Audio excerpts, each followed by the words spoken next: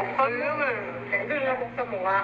Ganyan lang. Buksan mo nga. Box lang yan. Ayan. Pinaprank lang kita kanina. Isa-prank lang yun.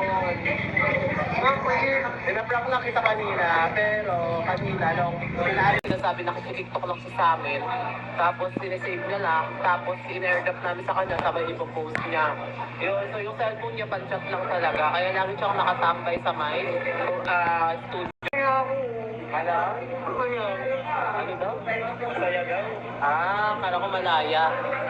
Love you. Awit mo na. Ha? Love you. Love kita.